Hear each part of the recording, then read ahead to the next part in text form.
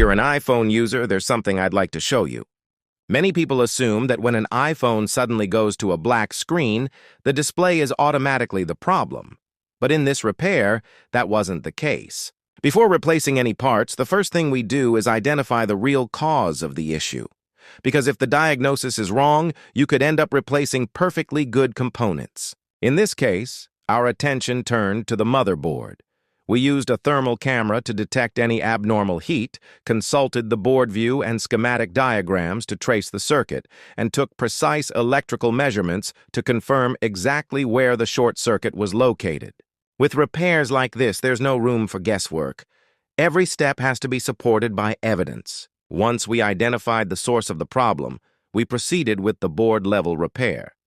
That's why proper diagnosis is so important. It tells you what actually needs to be repaired instead of leaving you to guess. While talking to the owner, they mentioned that they often used the phone while it was charging and noticed that it would get quite hot. That doesn't necessarily mean it was the direct cause of the failure.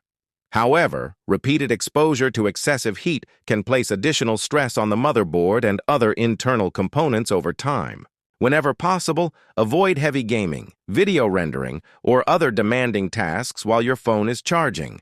It's a simple habit, but it can significantly reduce unnecessary heat and help extend the life of your device. Before we reassemble the entire phone, we always test the motherboard first. If the display comes back at this stage, it's a strong indication that the repair has been successful.